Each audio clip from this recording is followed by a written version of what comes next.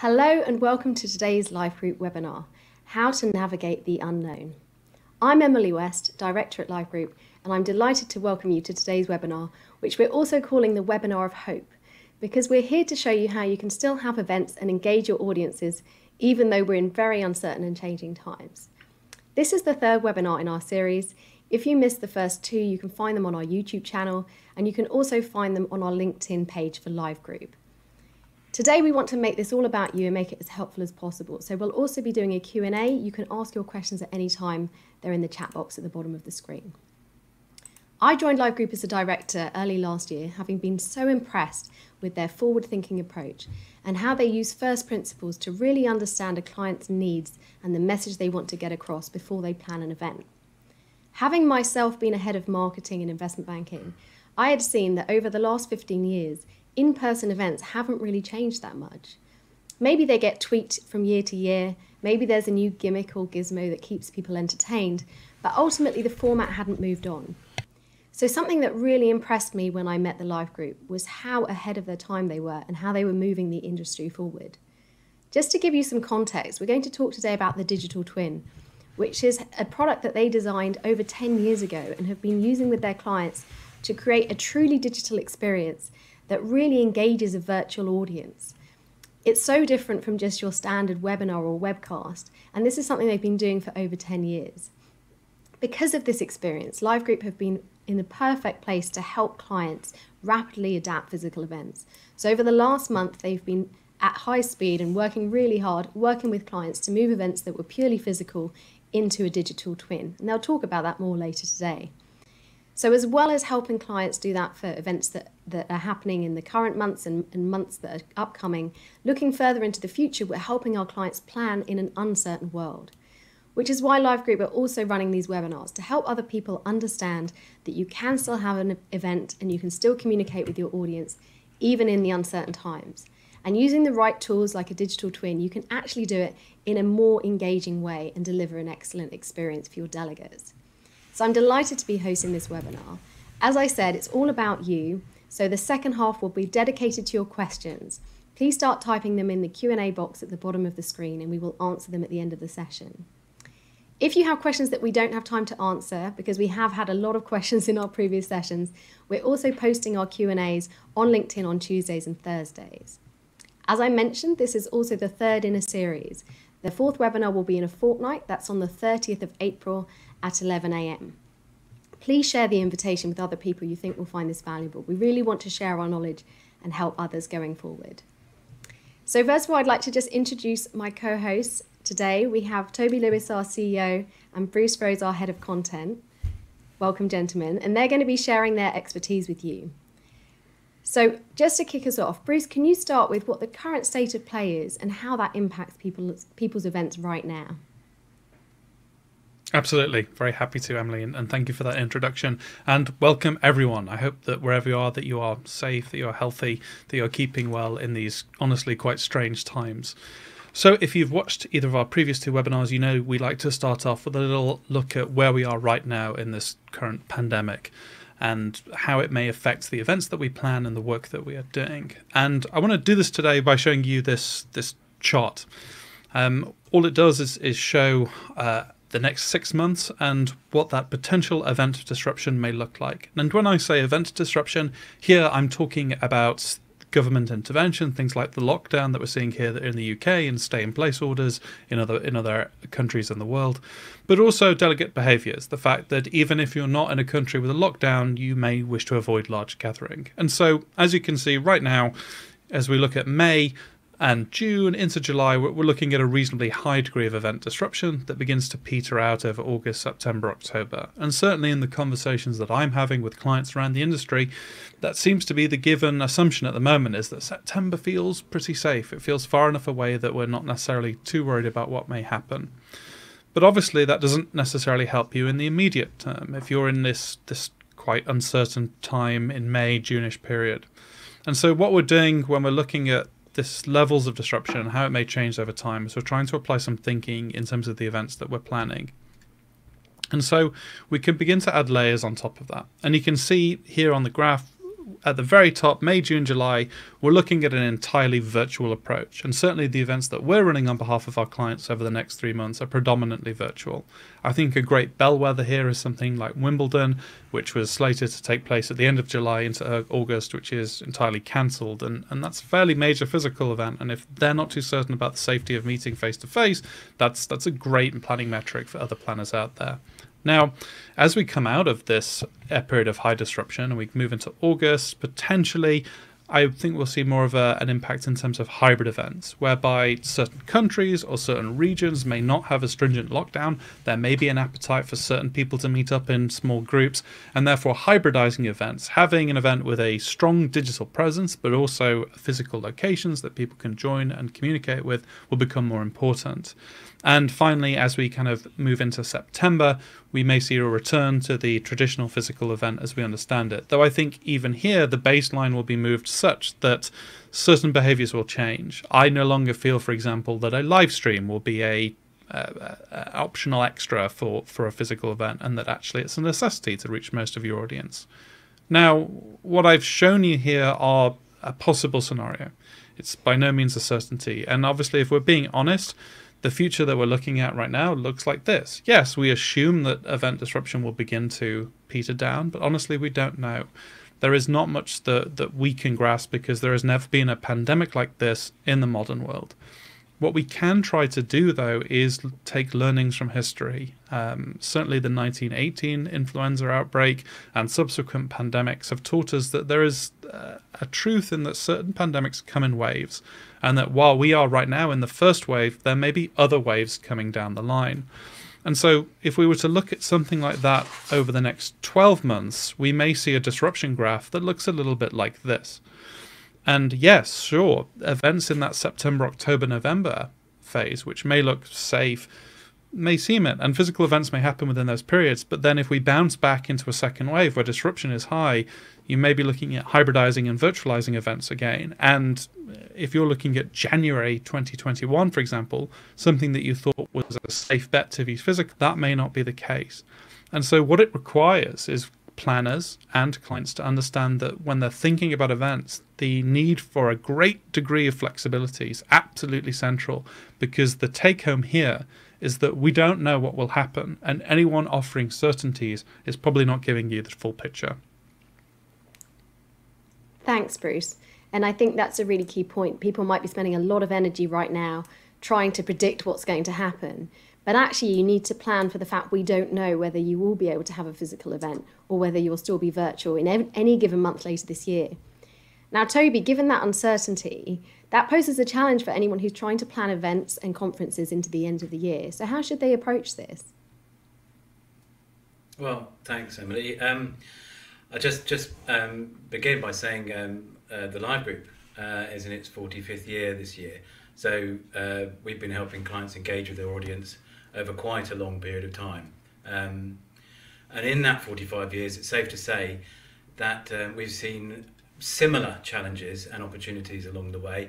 I use that word opportunity here because the situation we find ourselves in right now can be seen both as a challenge and an opportunity for your events and the events industry as a whole if we plan accordingly. So I'm going to talk about the short and medium term. It's important that I give you an idea of what I'm talking about when I say short term. This is April to June, so it's now until June. Medium term is then the next subsequent 9 months. So we're talking right the way through to March 2021. And then the long term is after that.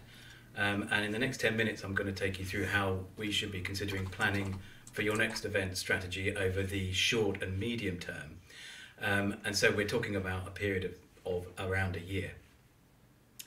So here's a first slide of the average event. As you can see, it's not every event, but you've got to have arrival and registration. You've got your event opening, keynote speaker. You've got coffee. You've got lunch.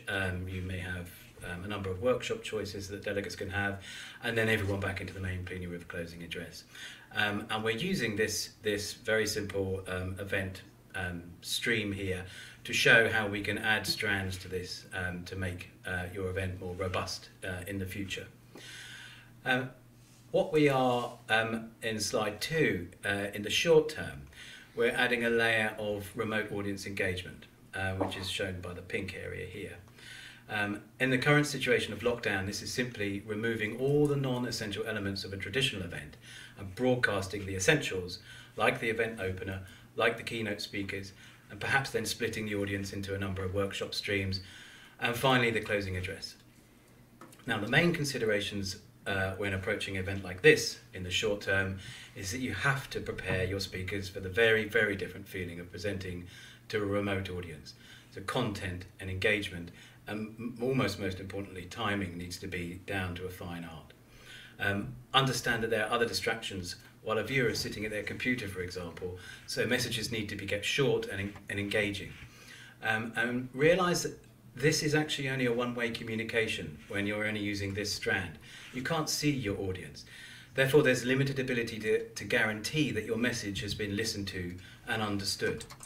And now that third point is vitally important consideration for anyone considering simply lifting a traditional event and dumping it onto one of the many webcasting platforms out there. We saw that happen back in 2010 in the aftermath of the last credit crunch, and it led to some truly terrible uses of products like WebEx.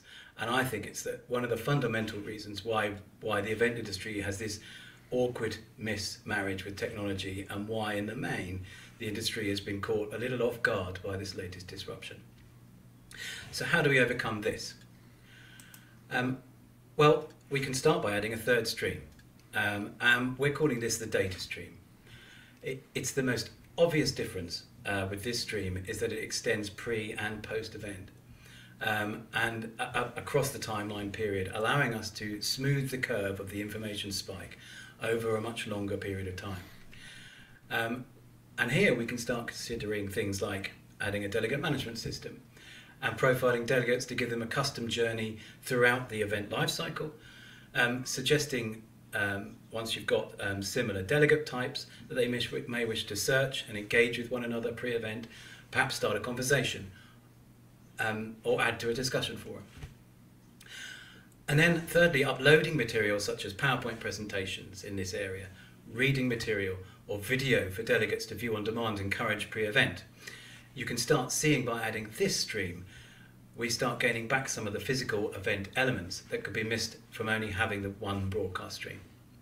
And a wonderful thing that can happen if this strategy is adopted is you can start pre-recording some of the important messages. And this enables you to ensure that content is presented well, it runs to time, and it has at least been viewed, because you can see this data, who has viewed it and for exactly how long. And this allows you to start thinking about the broadcast stream elements slightly differently.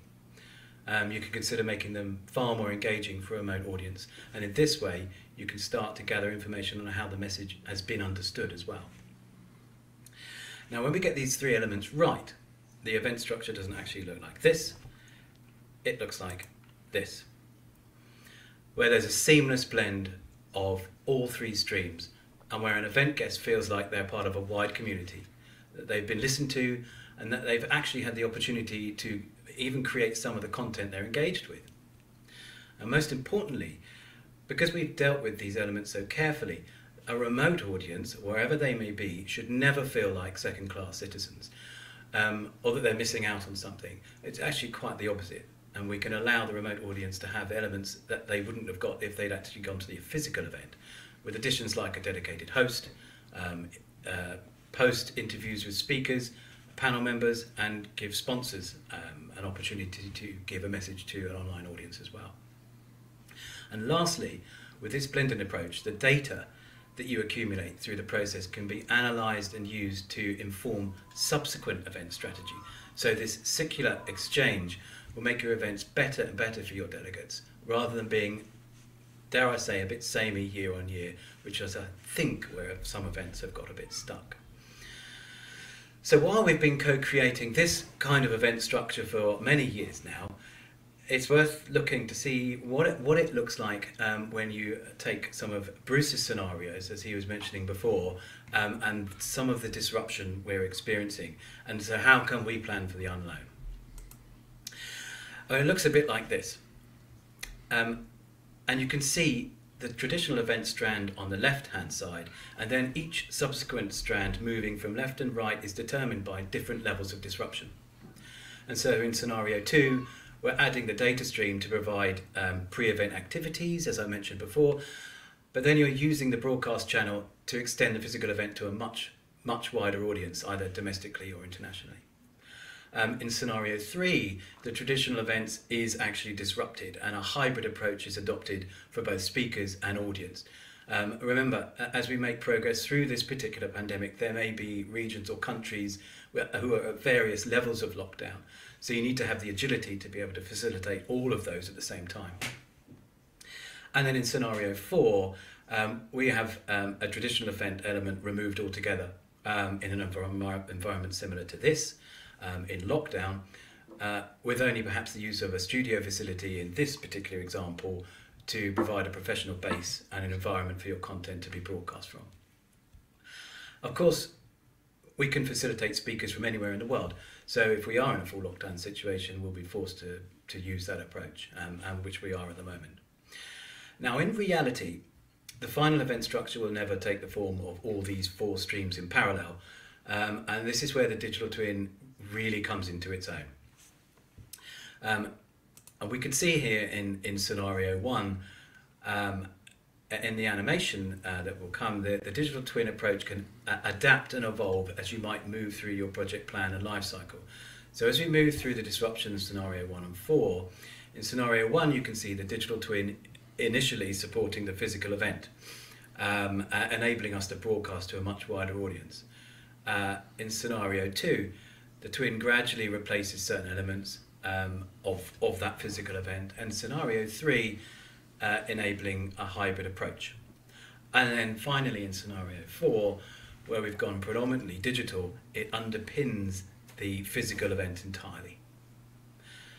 Now, this is a very short presentation of what actually takes quite a lot of thinking, but I hope I've given you some level of confidence with your future events, and that if you plan in this way, you can start believing that there'll be a well-planned route out of this disruption, and something that you can latch onto. Emily. Thank you, Toby. And you can see that's a very structured approach, and it allows to flex because you don't know exactly what scenario you'll be in, even in a couple of weeks' time. So having that structured thinking can really help you adapt. But I can also see there's lots of variables in there. So Bruce, given there's so many variables planning an event anyway, and now we've got to have this approach that's hybrid, that deals with different scenarios, where should someone start with their planning? It's a great question. And if I may pluck something of a silver lining from what is undeniably a fairly grim situation, I think for me it's getting rid of the inertia that is built into so many of events. It's something that Toby talked about very briefly. It's the fact that most events are run because they were run that way last year. Oh, what did we do last year? Well, let's just roll it out again. We got reasonably good feedback, so why would we change things? There's a great fear in readdressing entire shows from the ground up. But when we're planning like this, it requires us to delve into that first principles thinking that you mentioned in your introduction. What we want to do is to sit down with clients and talk with them at length about what it is that they're actually trying to do by holding this event.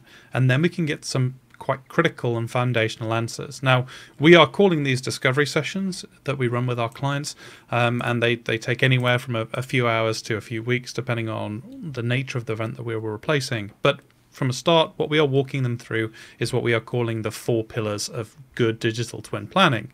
The first being your objectives. What is it that this event was actually trying to do?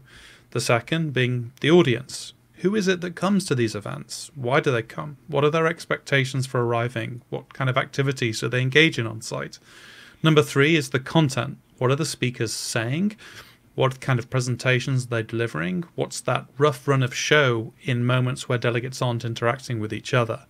And then finally, the legacy of the event. What happens after the event is over and delegates leave the room? Are we hosting content? What happens to the data that is generated by that event? Is that being used to inform future event plans that you may have?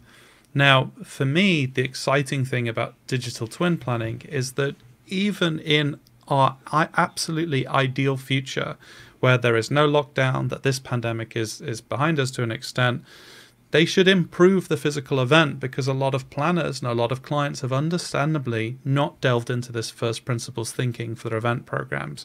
But what we can do by walking them through it is begin to improve their events by re-asking some of those foundational questions. Why are you doing this? Why is that important? Why is this piece important? And with that, we can build an entire architecture based on those foundational questions. So I appreciate it does seem like quite a lot, but actually, when you get back to these fundamental questions, it becomes a lot easier to build those plans.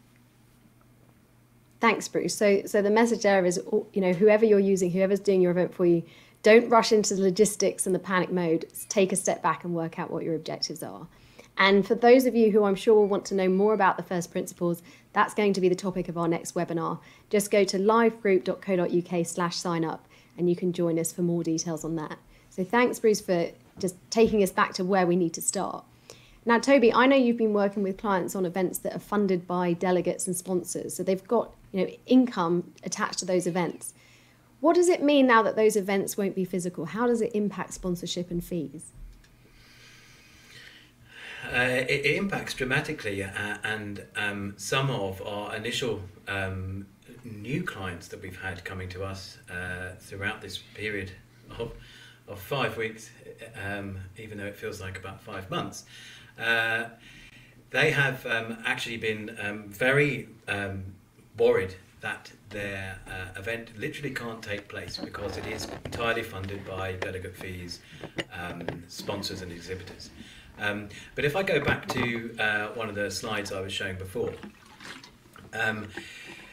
basically, if you take the original event architecture that sponsors would pay to sponsor and delegates would pay to attend in that format, and then you look at the blended approach, that actually what we're saying that event should become, you're actually considering a greater amount of content over a much more extended period of time, and actually you're providing extra sponsorship activities and elements and areas which can be paid for by sponsors. So the pre-event activities, the post-event activities, the networking activities as the event is happening, or the whole broadcast stream can be sponsored. And so it's kind of killing two questions with one stone. We're also asked, how much does this stuff cost? And that's a very difficult question, because it's almost like asking how much is an event. It really depends on what you actually need to do. But the good thing here is a number of these extra elements to your event can be paid for actually by sponsors and exhibitors. So when clients ask us, can we actually continue to run our event if it's a funded event, we're saying to them, yeah, I mean, initially in the first year you could keep sponsors and exhibitors and delegate fees the same. In subsequent years, if this really works, you could look to increase them, perhaps. Thanks, Toby. This truly is the webinar of hope. We're showing how you can keep the show on the road and you might even have higher income. And the other great thing is that you might attract a much wider audience, a global audience that you never would have attracted to your event before. So there's potential to have much higher viewing figures and much higher audience participation than you had before, which I think is amazing and something I really hope we don't lose in future. Now, starting to look to the longer term, Bruce, what does this mean in terms of regional audiences, and do we lose anything by not bringing everybody together physically in one place for an event? So I think one of the big learnings from this entire experience for me has been understanding the social value of just saying hello to somebody in the office. And it's perhaps an activity that we thought was just a mindless interaction, it was just polite, good manners, but in fact it has a fundamental place in our expectations for social interaction. And one of the things that we talked about when we first began to broach the idea of virtual events was this idea that this is not something that's going to replace a physical event. It is just a different type approach, something else that exists in the toolkit which may be quite useful. Face-to-face is still very important, and once we begin to put this pandemic behind us, it will remain in place. However, what we need to think about is the wider ideas that we have seen percolating in the background of the industry. So many clients come to us with ideas such as, we don't want this event to feel too London-centric, even though they're inviting everyone down to London for the event. Or, yes, we know this is a broadcast that's spreading across the UK, but yes, it's in London studio, but we won't mention that and we'll kind of hide that away. Regional voices matter. They matter in a way that is quite critical to the planning that we need to do. And certainly when you look at macro global level events, the things like, I know it's a very British thing to bring up, but Brexit, frustrations that people feel in terms of a disconnect from where their voice is and where decisions and broadcasts are made. And so I think we need to move to a more idealized future in terms of what this event of the future may look like. Yes, we will still have our local central points to broadcast from. We'll still have our speaker taking the podium, delivering a really good talk. It's just that the subsequent conversations that stem from that may happen on smaller regional basis than in times past, because one, the technology is there to enable it. Two, this situation has made people a lot more comfortable with digital connection into live conversation.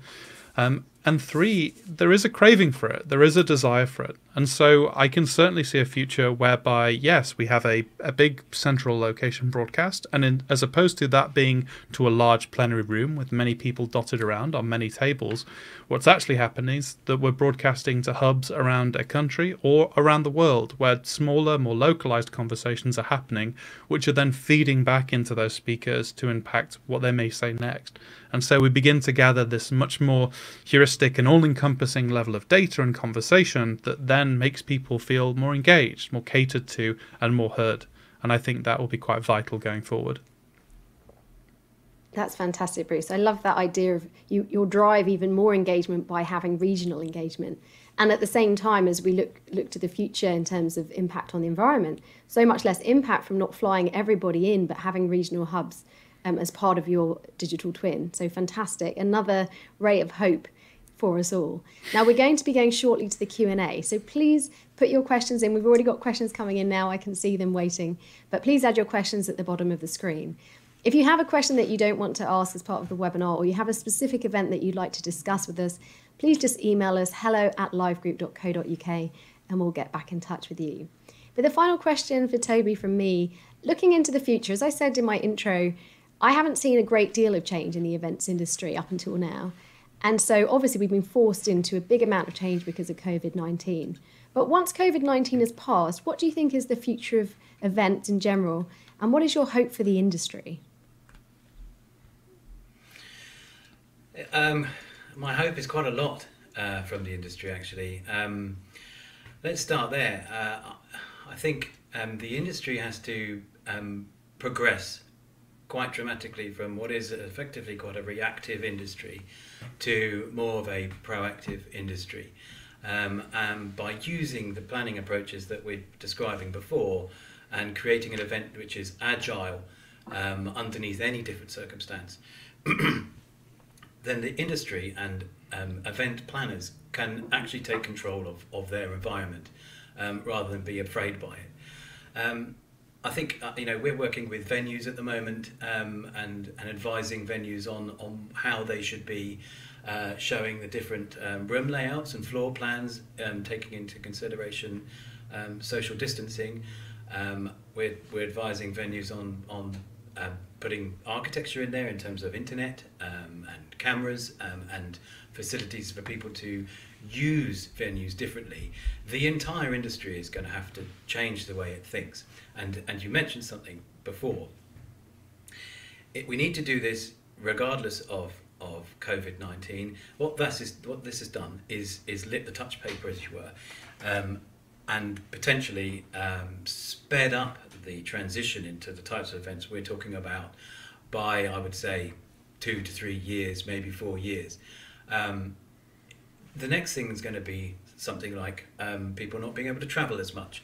There to be a tax on going in planes, people not wanting to fly so much. And then you've got, as you mentioned, the environment. We need to take control of these situations before they take control of us. and become a much more proactive industry. And I'd say for event planners, if you do follow those first principle approaches that Bruce was mentioning, you start by asking yourself why. Why are we running this event? What are the outcomes we want to achieve? How are we going to measure it? Before you jump into booking a venue, before you jump into choosing food and beverage, for example, put the content at the heart of your event and ask why. And I think we can all come out of this very productively and become an industry of hope in the future. Thank you, Toby. And I love how you really are trying to lead the industry in this and take such a positive and proactive approach to some very difficult and challenging circumstances for our clients. So we're going to go now to the Q&A. Thank you so much for your questions that are coming in. Please keep adding them. The first one I just want to ask is, obviously you've inspired some people to think, right, what I need is a digital twin. I probably need one quite fast. What's going to be the hardest thing about planning a digital twin if you're working with a client on that? What should they be thinking about to make sure they're, prepared for the right challenges? I think from my perspective, the hardest thing is to pull people out of the idea of what their event used to be.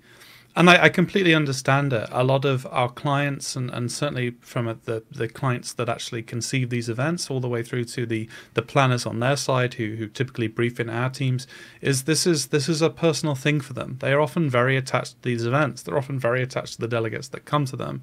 And so when we begin to question aspects of the event, that can feel quite personal, that can feel quite cutting.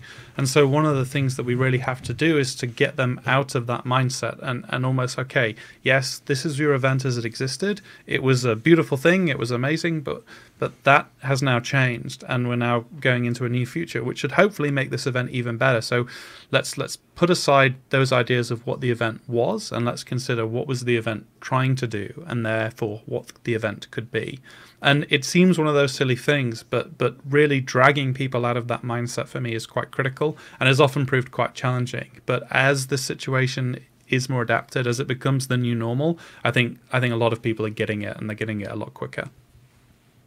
Thanks, Bruce. So stay open-minded and don't expect to just recreate exactly what you had planned for your physical event as a digital event. I know we've seen some very bad examples of that have happened recently. So just come at it with a very open mind. Now, I've had a few questions on a similar topic, which is to do with the technology. So I'll put it in as two questions. The first question is, what technology do you use for your digital twin? And the second one is, given technologies you mentioned like WebEx, but also people are using things like Zoom and Skype, what place do those other technologies have in this solution? I mean, I can talk about this for days, Toby, but I don't know whether you want to jump in.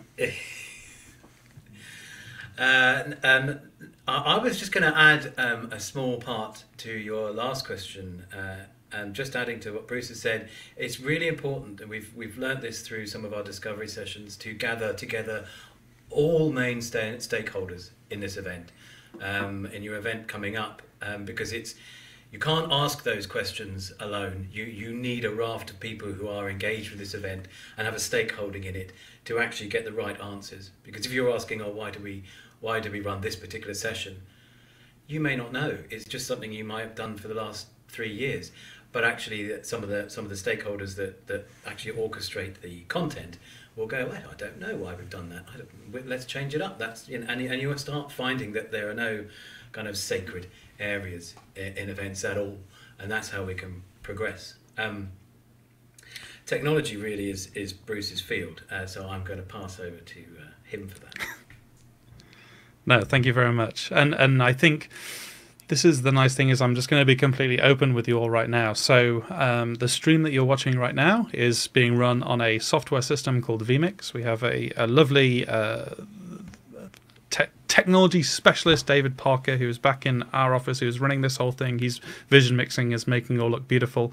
We're also supported by Fabio, who was on the previous webinar, who's helping us from a production point of view. All of that's being broadcast through our content delivery network, which is Wowza CDN based. It's a great system. I'm a very big fan of it. We're not tied down to either of those systems.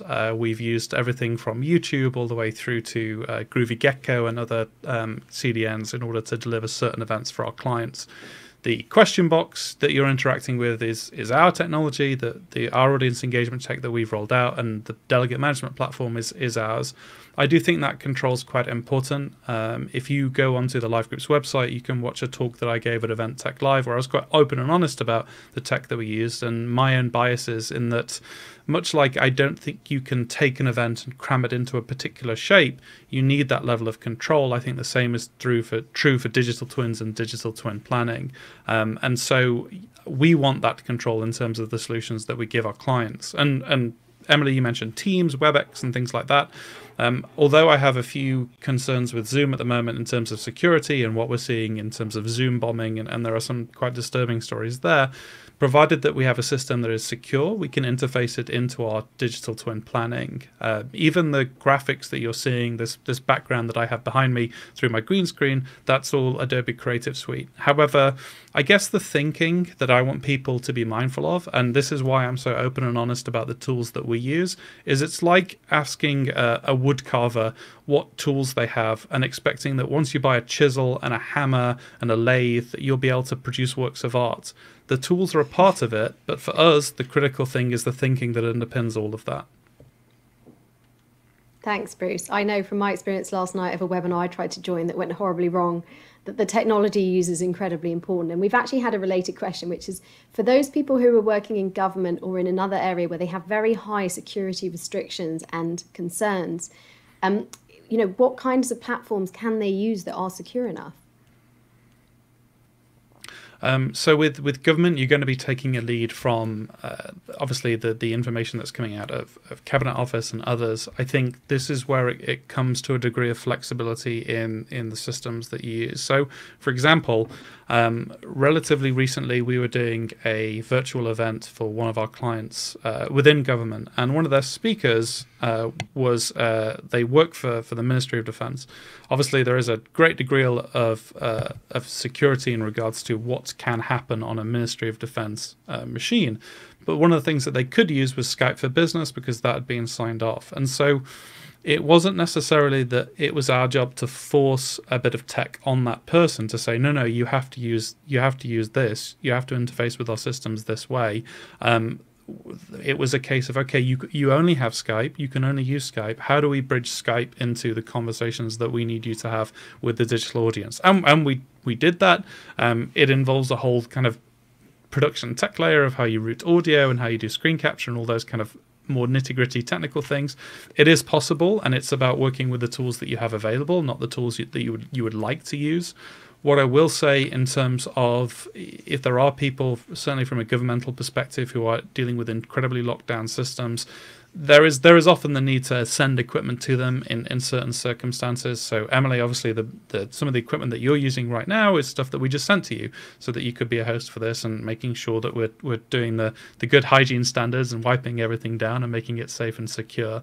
And so it is a bit of a two-parter. It is working with what you have and making the best out of it, and in a worst case scenario, making sure that you have provision to get equipment to people when necessary if they're in such lockdown systems. I will say, from a final thought on government-based systems, is I know the presumption is that things cannot be installed, that plugins can't be used and things like that, and so you have to have a platform that's typically going to be not requiring too much to do on the user side. You're not necessarily needing to install everything. I hope everyone that's watching this webinar right now is appreciating that, hey, you just had to go to a web page, you fill out a quick form, and then you're interacting with us, you're watching the content, and that for me is the baseline. Thanks, Bruce. And I love that you can work with other technology, whatever restrictions people are under. And if any of you have questions about a specific event or a specific technology that you work with, as I said, just email us hello@livegroup.co.uk, and we'll happily talk to you about how that can work with our digital twin. We're getting lots of fantastic questions in. I'm going to try and answer as many as possible. There's a fantastic one about physical events. What if you're doing something like a product launch or a trade show, which is just such a classic in-person event? How on earth do you do that as a digital twin? Shall I have that one? I was going to let you speak, yeah. There are a number of events, including any kind of celebrating success events, where award ceremonies and people want to come together to celebrate that together. Um, you just have to get back down to first principles approach. So take an award ceremony, for example. Why are we actually running an award ceremony, and what does that mean? You're running an award ceremony because you need to encourage certain behaviour, most probably. And we were just working with a client who couldn't run their award ceremony, and when we got down to the bare facts, the outcome that they wanted to achieve was to make a certain behaviour happen by showing some of the great things that were happening and allowing other people to vote on that, and one person would achieve the grand prize, but it would allow everybody to share in that kind of experience what you should be doing in that entity. And so we re-engineered it, and we are re-engineering that particular event as a digital event with that in mind. So product launches, exhibitions, they all can be achieved in a digital world. Remember, we're not here, we're not in the lockdown. God, hope we're not in lockdown forever. We will be coming out. And I think that what people have to think about mainly are these different scenarios, the 4 different scenarios. So if you are planning a product launch, you still must have every single scenario planned. So people could come. You might have smaller product launches in country. You might have a product launch webcast to certain countries, and then a live thing. You really have to understand what's happening at the time and be able to adapt and evolve underneath the ever-changing scenario. And I think they are, certainly from a product launch point of view, they are intrinsically beautiful in a digital environment, and not a project that we work on, and we're no way sponsored by them. But yesterday, it was the launch of the OnePlus 8 Pro phone. Obviously, mobile phone launch, pretty much delivered entirely through YouTube, through a stream. And you could tell the decisions that they'd made in terms of, okay, we're going to spend maybe a little less money on staging and much more on the motion graphics and the creative wraparound that we put on this. And so I watched that, I was excited by it, I was engaged by it. I then went to relevant local communities, which I have in terms of like an online sense. So I was checking out the Reddit Android forums to get involved in some conversations there. So there are still exciting things that happen in a digital domain. If you're thinking about doing a product launch, those would be the questions I'd be asking myself. Like, how do we show this product as beautifully as it can be done on screen? How do we involve interaction with the audience so that we can capture some of those thoughts and comments and coming in to work a show around that? And then subsequently, and this comes to that data layer that Toby showed, how do we build a community around that in order to capture those conversations and keep people tied into our ecosystem? And that's how you begin to address those questions. It's not thinking, oh yeah, we did this amazing product launch last year that took place in a beautiful venue and everyone was milling around it and it was amazing, and isn't it so sad that we've lost that? It's more, right, we now have the opportunity to really capture people's attention for a small period of time and build a show that does that in a digital world. And isn't that just as exciting in its own way?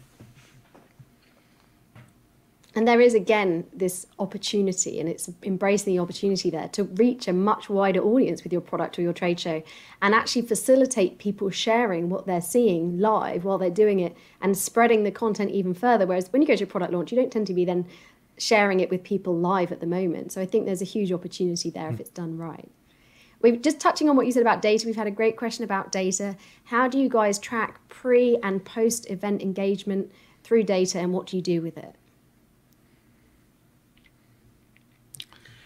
You know I'm going to talk about this at length, Toby. Do you want to get a word in before I go crazy? Can we have the short version? Very short version. Okay, I'll give you the very short version. Okay, you go. Oh, just if you use data pre-event to, I think the most successful use of data pre-event is to actually make the event different. And so you're engaging with delegates online beforehand. You're asking them to watch videos that potentially a keynote speaker may have stood up and done a PowerPoint presentation at the event. Get that online pre-event. You can remind people who haven't watched it, because you can see who's watched it and how long they've watched it for.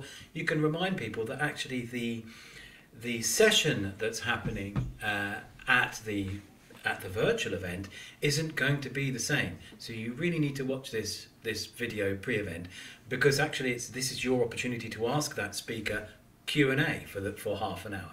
So I think the way you use data should very much inform certain elements of the traditional event and the digital events itself.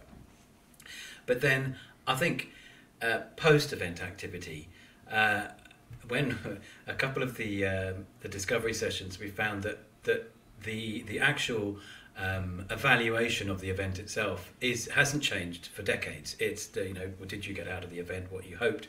How was the tea and coffee? Was the lunch okay? They actually go down to certain speakers, but that's all a bit too late then. And so you can use the data to inform your event by using the pre-event data, and then post-event, all that can actually be used to make the next event better. And if you form an event around the structures that we're talking about, you should be able to form your community and then have an ever-growing community of delegates that either come to your event physically or come to your event online, but can all participate into the betterment of that event moving forward. And just talking about community there. Sorry, Bruce. I was just going to say, sorry, I had another question about community. I was just going to say, we're just picking up on that about community. What does it look like if you're going to, before the event, let people network with each other or form a community afterwards that you track? What does that look like in practice? So this all entwines and links quite nicely. I think from my point of view, when we're talking about data in general, we're going back to those first principles thinking of what is it that you're trying to do, what are your key objectives, and therefore what metrics can we use to show that those objectives have been hit. Some of the conversations that we're having, we're talking with clients who say, look, a big part of this event, a big part of what makes it successful is that we have a number of very high-powered senior delegates, and they get to have conversations with their peers that matter, and they make connections that they're going to take on to the rest of their professional lives. And so that's then a key metric that we can use. In a digital domain, you can track and measure absolutely everything. But because of that, it's very easy to cherry pick data after the event has happened and claim something's been successful when it may not have been. It's why you need to be quite laser focused on what information that you gather. And as well, if you're dealing with a client or you're dealing with a supplier that's offering you kind of a raft of data, the cost seems a little bit weird and you're not necessarily sure about their privacy policy, those are questions that you need to be asking in terms of what happens with that data. One of the things that I do want to say from Live Group perspective is that the data that we work with is always our clients. We use it for the purpose of that event. We can then use it to inform and improve upon subsequent events, but it's only ever for that client. It's never, everything's siloed away for a particular client, because that's very important from a data integrity, a data security point of view. Now, when it comes to networking, this is that number one aspect of, hey, this is such a fundamental part of a physical event. How does it translate? So certainly the work that we're doing is predominantly website based beforehand. It's how do we enable people to quickly, effortlessly build profiles that reflect their interests, that give a stall onto the world in terms of the conversations they have and the people that they want to connect to, and letting other delegates quickly and easily search through that and move through that. Or if we are getting some of that information in advance, how do we pivot it so that when you enter a website, when you complete your registration, one of the first things you see are 5 suggested networks to make and 5 suggested connections that you can have. Obviously, for a lot of professionals, LinkedIn is the go-to tool for this, and we wouldn't necessarily want to replace that. If it ain't broke, don't fix it. So how can we just dynamically bring in LinkedIn data, or how can we create a bridge to users to just connect to each other on LinkedIn, provided that there is some sort of authentication handshake? That's a lot of the work that we're doing pre-event. Now, when it comes to the actual event period itself, one of the things that we've looked into with a great deal of success is things like chat rooms, instant chat, also bridging off certain select groups into smaller table-based conversations, and I know a lot of other suppliers are taking this approach. I also think context is quite important, in that if all of us are in an auditorium watching a speaker talk and I mumbled something under my breath, there's pretty much no chance that anyone else is hearing it. If I'm in a digital space and I put that in a chat room, that's something that people can react around and think about. And actually, that may be a spark that creates a connection and therefore an increase in networking. And then post-event, we're making sure that people that were interested in the same topic, if they are interested in it, are then linked into people that are also interested in that topic, who also showed that interest. And so from my point of view, it does look and feel very different. Obviously, face-to-face is this intrinsically human thing. But actually, when we come back to that idea of what is it that we are trying to do, which is essentially to introduce people who have not been introduced before, there are so many ways that we can enable it on a digital basis, and so many ways that we can do that feel effortless and easy, as opposed to what is often being left with events is, okay, this is coffee and networking. So if you just happen to strike up a conversation with someone, you might get to network with them, whereas actually we can provide a slightly better, more streamlined, more curated experience for people. Thanks, Bruce. And you know, from my experience, often the networking is the weak point of a physical event, and certainly introverts might struggle with it. And actually, networking, I've been on some events with breakout rooms that have been digital, where the networking has been much more effective and powerful than I've ever had at a physical event. So again, a huge opportunity to improve things. We've got so many questions. I'm going to ask you to answer the next few as briefly as possible, and then those questions that we don't answer, we're going to put our Q&As on LinkedIn. As I said, Tuesdays and Thursdays we're posting Q&A to answer all your questions, and please do email us as well if you have questions. And the next question actually will definitely be one we can help with, which is, I'm an events manager, I'm fully bought in to doing a digital twin, but my comms team aren't, and they're very entrenched, they've been doing their job for a long time. How can I convince them? And first of all, I would say please do reach out to us, hello@livegroup.co.uk, and we will send you the materials that you can use to convince your comms team. But does anyone want to just give a brief answer as to how you can build that internal support to take this approach? I'll have a stab. I mean, I mentioned part of the activity of a discovery session was to get all stakeholders together. And I think it would be, and what we've seen in some of the discovery sessions that we've run, when you start asking those very open questions, some people are guarded, some people are less guarded with their answers. But by the end of the discovery session, you do have alignment. We should probably call them discovery and alignment sessions. Might be better. But we do deal with multiple teams across different companies and at different levels to enable us to work these discovery sessions well. So rather than having an event planner try and describe what we've shown you in the architecture in the earlier parts of this presentation, we can help you do that, and we can help sell this idea to the rest of your business. And also, if you need partners for your events as well, wider partners and stakeholders, we're currently working with a client who has to actually have governments in different countries buy into their events and endorse them, and using this approach help that a lot. So it's not just comms teams that have to have convincing, it's a much wider audience, but the discovery session is where to do it. Yeah, and I'm going to be a bit more bloody-minded.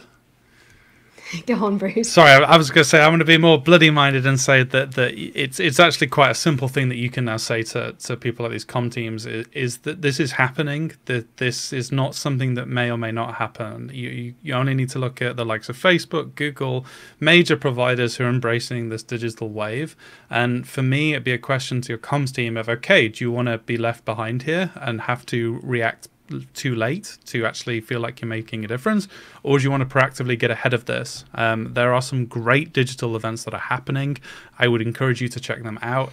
All our materials and some of the stuff that we're doing lays it out. So hopefully this is an easier conversation, and that people are getting used to this new normal. Yeah, and we've had a comment which I think is very relevant to this, which is that someone wrote an excellent comment that they have an impression that, which I think is true, that a lot of the technology now being used to work remotely, to have events remotely, has been designed and built by men. And there may be a big information gap between people who've designed it and people who are using it, who we know from our experience from our own clients, there are a lot of women in the events management industry. So I don't necessarily think the information divide is a gender one, but there is an information divide. And so the question is, how can we really help women, but also people in events, understand more about the technology so they don't feel left behind? And first of all, I'd say keep joining our webinars, because we're sharing as much as we can, and reach out to us if you want to have more information about the technology. Is there anything you want to add about how people can if they just want a primer, or they just want to understand a bit more about how the technology works so they can articulate it and understand it better, where should they go? I think listening is step one in terms of if I'm dealing with someone, certainly from my point of view as someone that's bridging into remote speakers a lot, and a lot of those speakers are typically women, experts in their field. Any sort of hurdles in terms of the technology is a case of listening to them. What do you need help with? What don't you understand? To appreciate, certainly from a male perspective, that you do not know the answers, and that you need to listen to what this person's problem is so that you can help them. There are some great resources out on YouTube in terms of explainers. There is some great stuff on LinkedIn in terms of breaking down the baseline level technology. I do agree with you, Emily, that I don't necessarily think this is a gender gap. I do think it's a technology gap. But it is true that, hey, a lot of engineers are men, and that some of these tools do have a slightly more male bias. I think, and I hate to harp on the same point, but it comes back to that first principles planning, in terms of even a lot of events have been built from the ground up for a male dominant, extrovert dominant audience.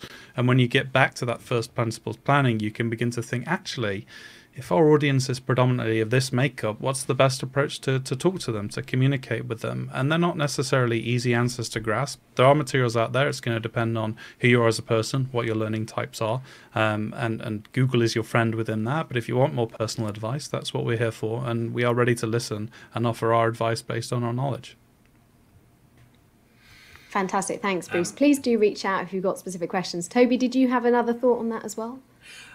I was going to add, not only is this technology mainly built by men, but they're mainly built by non-event people, which doesn't help either. So if you have a platform, and you need to assume that you're going to take your traditional event and put it onto a platform.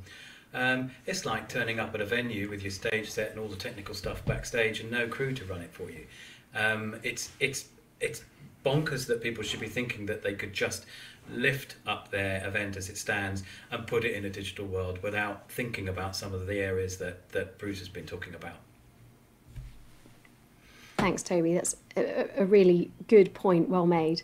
And I think sometimes some of the technical problems people are having is because the technology hasn't really been built for what we're using it for. But certainly I now have a home studio set up in my kitchen, courtesy of Fabio, that took me about 10 minutes to set up. So thank you, Fabio. I'm afraid we can't answer all your questions. We've had some great ones about what are people's preferences in terms of how should you present to camera, body language, what do delegates want to see in terms of length of the presentations. So let's answer those in our future webinars and our future Q&As. So for those we didn't answer, please look at our LinkedIn for the Q&As and register for our next webinar. Just go to livegroup.co.uk/sign up, and we're going to go into the the first principles, the 4 pillars: objectives, audience, message, and legacy. So we're going to get into much more detail on that in the next one. So just before we wrap up, Toby and Bruce, do you have any final thoughts you want to share with our audience? I'll let Toby go first. I just want and hope that the event industry and our audience find this useful, and I really hope that they can use some of these principles that we're talking about today to become much more proactive and take control of these different situations that we're going to be experiencing over the next year at least, to make their events happen and prove to people that we can adapt and we can evolve and we can make things better because of that. I think for me, when we're talking about hope, when we're talking about coming out of what has been quite a horrific time for a lot of people, unimaginably horrific for some, and obviously the damage that it's done to the events industry writ large, it's to know that this will change things for the better, that you can only actually improve when you're put through hardship. And that certainly from my point of view, there are people out there who may be looking at that virtual events, at digital twinning, and it may seem overwhelming, it may seem like too much. It is not. There are easy concepts to understand. There are slight twists in the way that you need to pivot your understanding. But fundamentally, there is an incredible route out for you and a way to build events better into the future that is available to anyone. It's just a case of engaging with materials. If you're watching this right now, you already are. So congratulations. And I hope you're enjoying this discovery journey with us. And so Godspeed to you. I appreciate there's a mix of planners and clients and all manner of people watching this, and anything is really possible. So let's get excited by this. Let's forget about the events that were and think more about the events that could be, and know that that is powerful. Thank you, Bruce. And thank you both of you for sharing your knowledge. You know, it's really appreciated. I know certainly when I was in my role as head of marketing that I would have really valued being able to dial into these calls and ask you guys these questions and get my questions answered. So we really appreciate you taking the time out. As I said, this is a series of webinars. We're going to keep running them as long as you need them. So please keep asking us your questions. Sign up and join for the next one. And please do share this. We'll have this on our YouTube channel. So share this content with other people that you think will find it helpful. It just remains for me to thank you so much for joining. Thank you for your excellent questions, those of you who joined us live today. We hope you've enjoyed the content. Please reach out to us if we can help, and we look forward to seeing you at our next webinar.